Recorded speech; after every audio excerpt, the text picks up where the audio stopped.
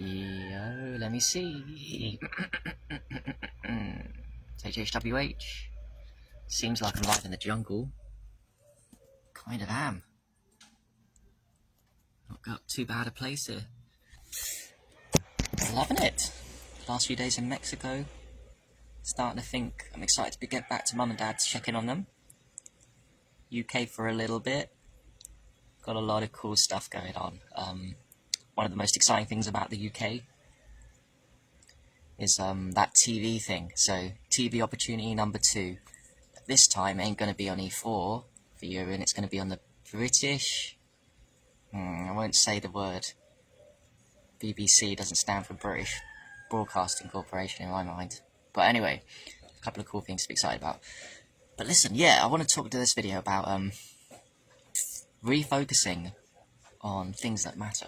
Basically your physical health, right? And your mental and spiritual well-being.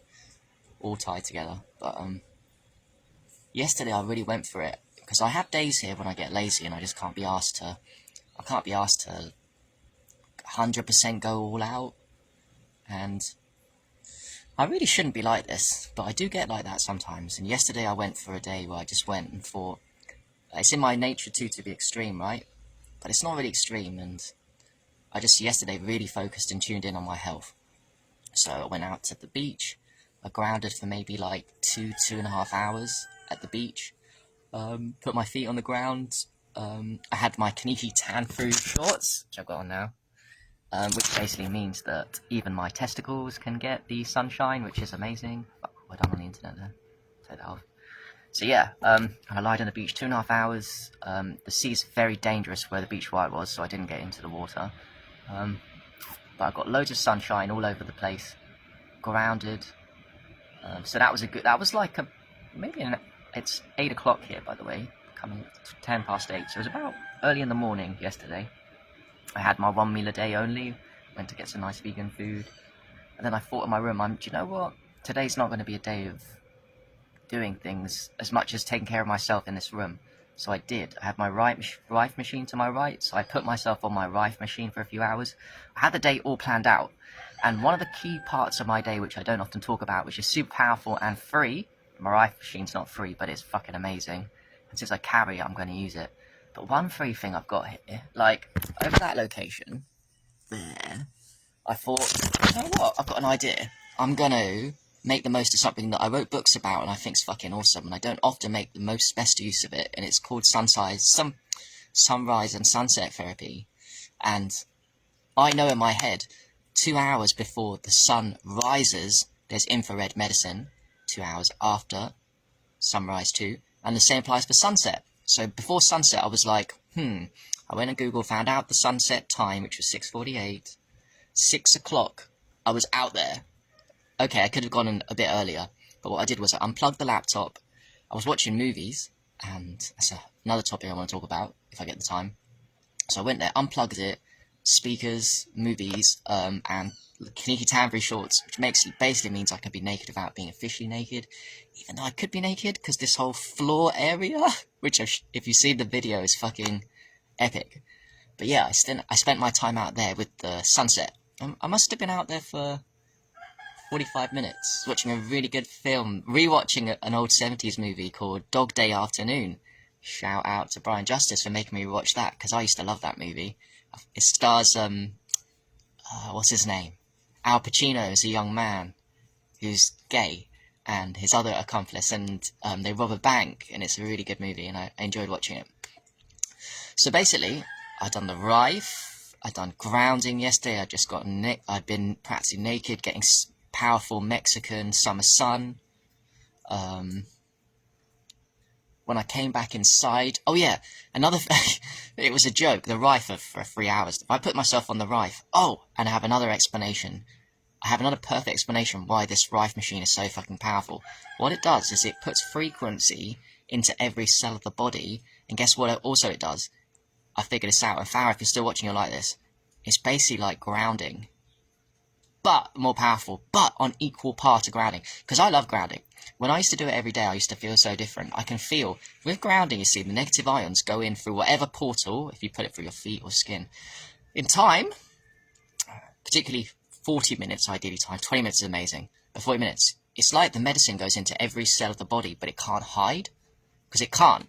It's like this liquid gaseous thing from the earth plug battery in the ground, which is another, it's just a frequency, but it's only one frequency, and gets why the rife's a little bit better in my opinion. So the ground has a frequency and a medicine, so when you contact it, that medicine goes into every single little pore and hole and fascia and muscles and all the hiding places that sometimes when you eat foods and drinks, things can hide. Depending on how much you take of a medicine, it can hide. But when you ground, it can't. Well, the same with the Rife machine. And that's why, whenever I put clients on my Rife machine, or it doesn't matter who is, their face changes, and I can see colour come back into their face within 20 minutes. I noticed the same thing with my Rife machine. With grounding, when I first started grounding, I'd always look at my face. I'd always commit. I used to do it every day. I need to go back to these days when I did it every day. After 20 minutes of grounding, everyone's face changes. It's like, I don't know how to describe it. Those negative ions are what we need. That is the medicine that we need. That frequency, whatever's going on with it, the earth battery, it changes your face. Well, so does my Rife machine. It does the same thing. So one of the things it's doing is it oscillates and kind of like makes your cells vibrate at frequency. And by the way, my Rife doesn't just do one frequency, and grounding is amazing. You can do all kinds of different frequencies, whether it be solfeggio frequencies, whether it be frequencies that parasites fucking disgust and hate and makes them pop. But yeah, those frequencies cause the facial changes, and it's amazing. So anyway, after sunset, and I was just watching a movie and chilling out, and I could feel, I love sunset so much. Being out in sunset and that red light therapy is not talked nearly enough by people in the community. I have a lot of experience because I have good body feel with the power of sunrise and sunset and what it does. Blue midday sun hits your skin, does amazing things, makes vitamin D, but it's not superficial, it doesn't go in deep. Red light therapy cuts in deep. So in other words, when you're out at sunrise, sunset, and that includes a bit of time before and after, it goes not just through the eyes, it goes through the skull and into the brain and into the pineal, which is in the middle of your brain, and the corpus callosum and all the stuff that you'd think is hard to get. It's not the sunrise, sunset. I always feel more rebalanced and centered. I was mildly tripping, without taking mushrooms at certain moments, just being, having done a lot of work in the daytime, so the Rife, the grounding, the sun, and then at sunset when I was just watching a movie, I was like, at certain moments, I was like on a cannabis high. That's what it felt like. The left and the right brain were completely imbalanced, which is another thing, a whole different topic, kind of, that we're all imbalanced between the left and the right brain, the left and the right side of the body. No one watching this, in fact, no one on planet Earth is completely living inside your body, fully centered, grounded 24/7. But the most traumatized of us, which is us, we live actually wonky outside of our bodies. And the whole mission and the journey and the joy that we get is all the things that we share and learn and do to change our states of consciousness to actually just put you back a little bit more, or a lot more, back inside your body. Because that's the thing. That's what causes your body to be heavy, by the way, and dense. The more wonky your soul, or I think it's your soul, but I can't prove it, and it might not, I'm okay with it not being it, but it's not just a physical body that we live in. There's so many bodies, right? But whatever I've got in me, and it's taken me many years to figure this out, to explain it well, and it's my mastery, that I've been, my trauma has wedged me so far, is that my soul, I think, doesn't sit in the body. It sits off-shooted and wedged out to the side.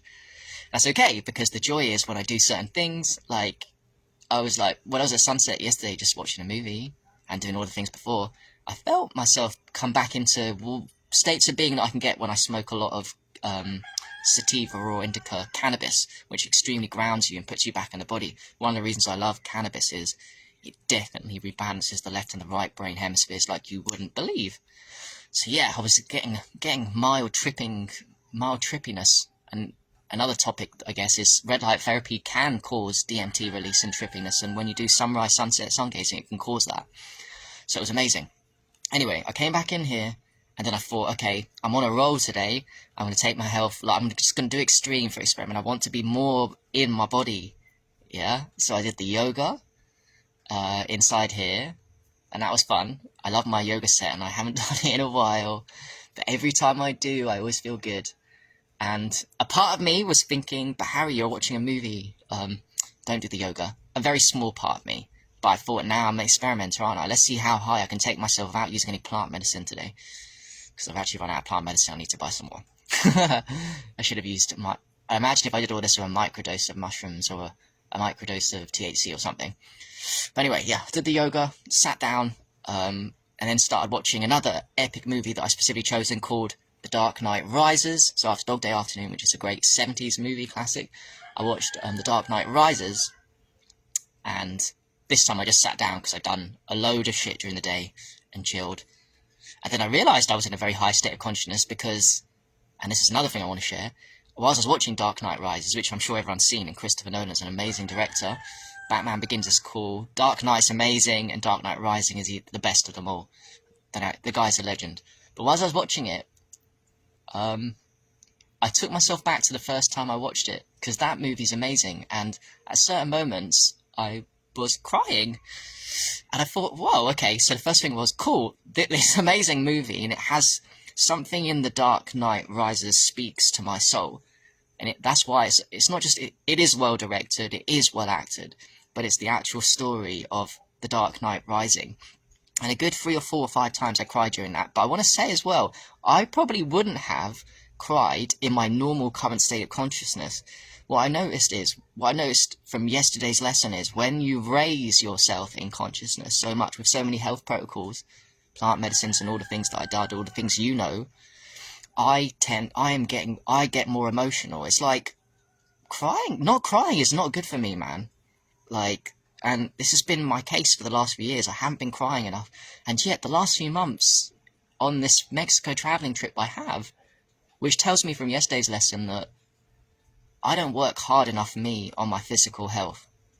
I don't. I get lazy in a rut. I make excuses. I just don't. But when I do, the reward is I start to open up and I start to feel more deeply. And then I can watch a movie that speaks to my soul and actually cry with it. Because movies like that do speak to my soul. You are The Dark Knight Rising. One of my...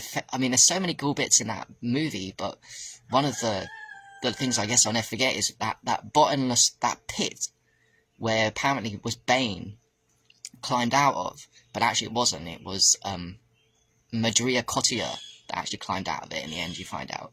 And the key is you have to not have a rope to have you attached. You have to be afraid of life and dying to get out of that pit.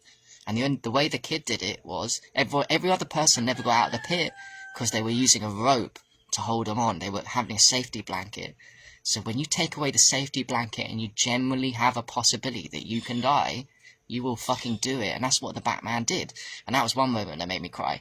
Because that's what you need in life. You need that fear of death to be real in order for you to live your life.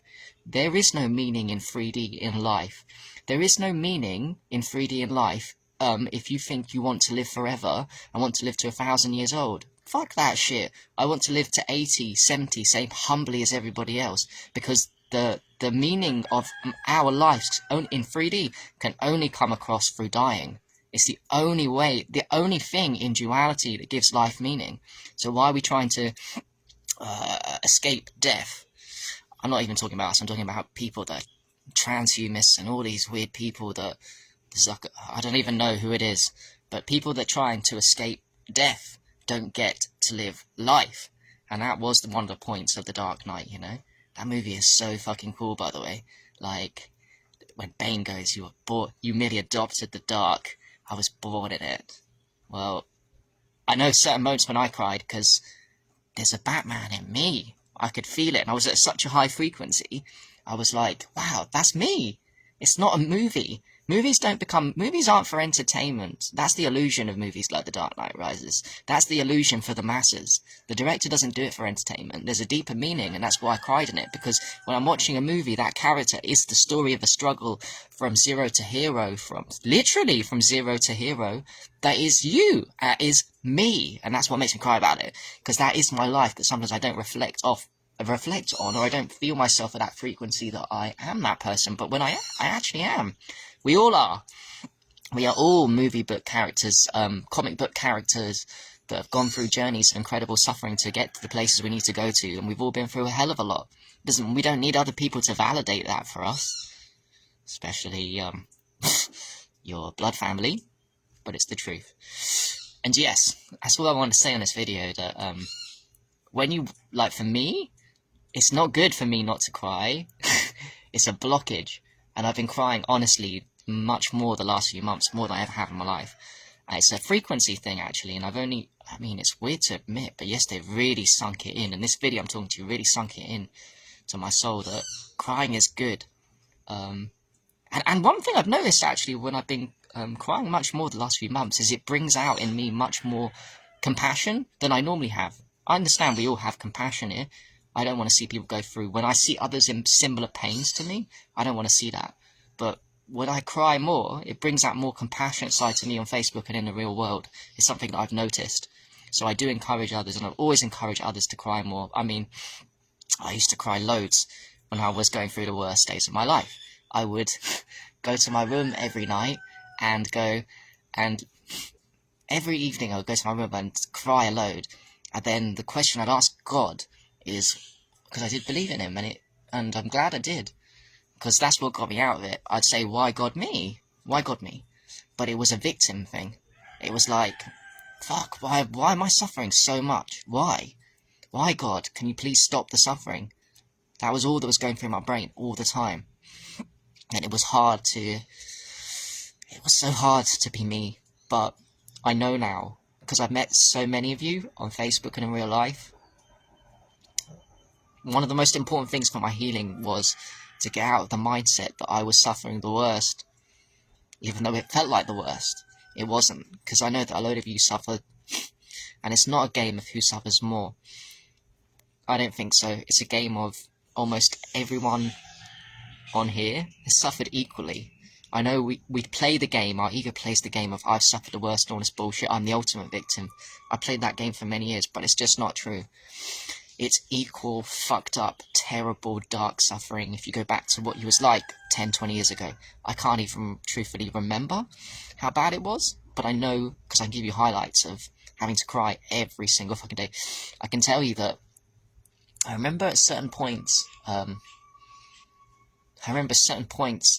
thinking in my head, the only rest I get from my brain is sleep. It was the only rest I ever used to get from the self-created suffering that I caused myself and trauma, because a lot of what went wrong with me, it wasn't just me, but I made it worse.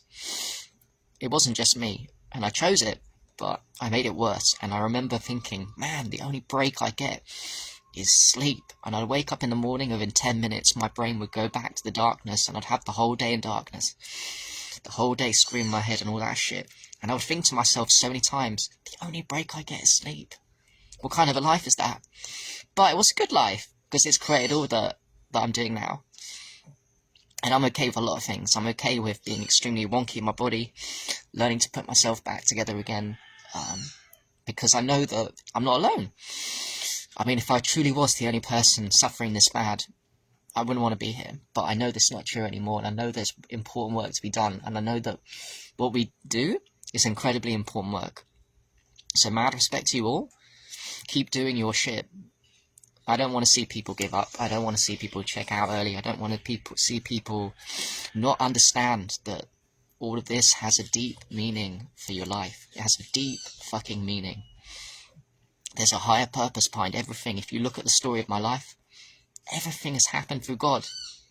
Coming back to what I said earlier, did you ever think I would have this kind of power to help people? Did you ever think I would have read so many books? Did you ever think I'd be making such good financial money thanks to God? Did I ever think that I'd be going on TV not once but twice to talk about things that are actually important in this world, to help spread the truths of this world? Me? Did I ever think those things when I was crying in my room, going, why God me? I can't even talk to people. Another thing I wanted to share is that when I was really going through it, thank God I never had the balls to actually kill myself, but I used to imagine nearly every day my friends at school, who weren't really my friends, they didn't really care about me. I don't blame them, but I imagined my funeral. So I'd imagined the only way that people can think well of me is when I'm dead. So I would imagine my funeral, my coffin, and then I would imagine my friends feeling sorry and speaking well of me.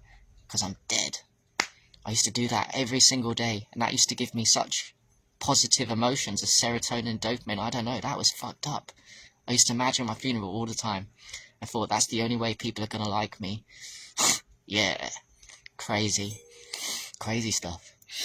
So yeah, well, things have changed, and I find myself now following the path of God, which is the only path that I was meant to follow, which a lot of people in the Matrix never follow. They never get to it.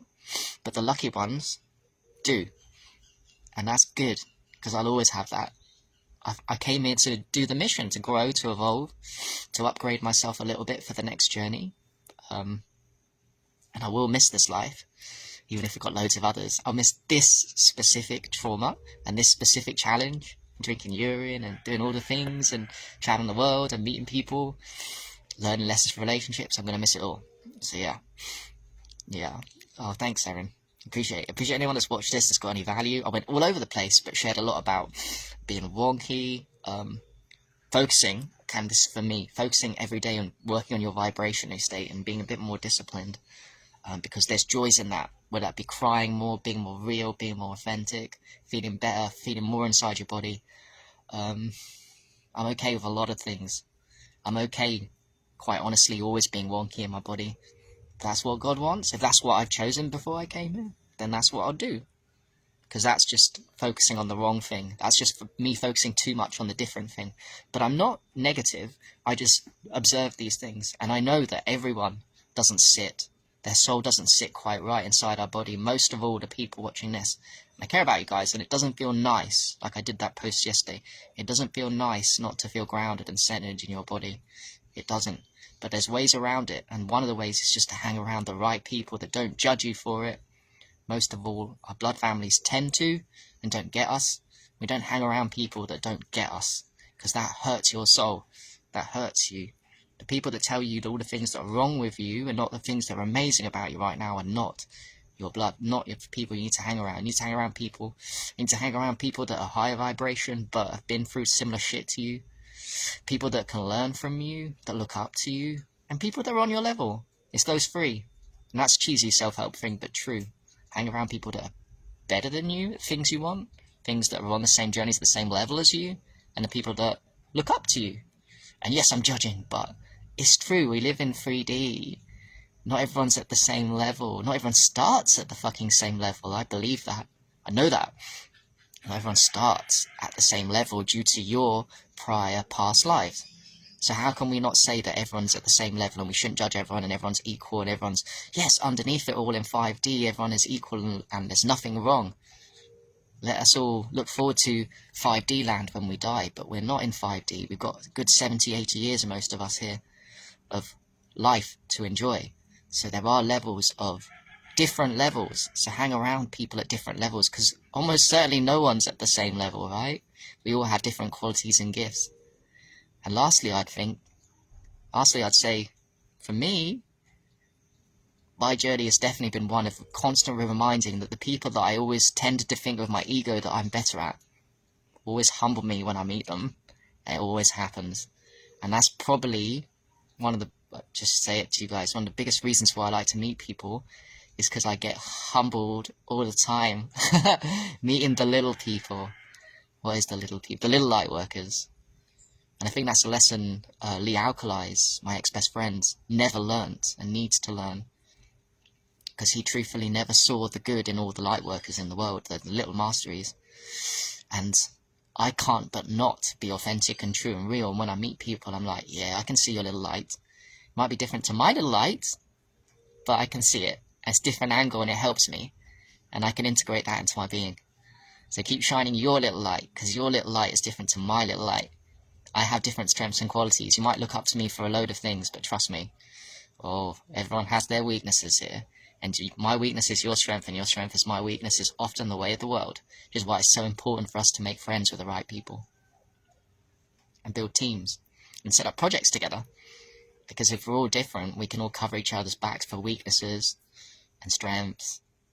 And take care of each other like a community. And that's the dream. And by the way, Mazunte is a community of people here. This will be my second or third place to live if Thailand doesn't work. Because I need people that take consciousness on a physical health, mental, spiritual health seriously around me 24/7. So that's what I need. Another surprising thing I'd never imagined that I'd need, but yeah, I do not need to be a little light surrounded by a load of dark people in the UK. Nah, that's not what I need. But it's what some of you need for a certain moment in time, or maybe your entire lives, and that's cool. You're stronger than me. I can't do it, and I don't want to do it no more. Alright, so peace, thanks for watching, and bye.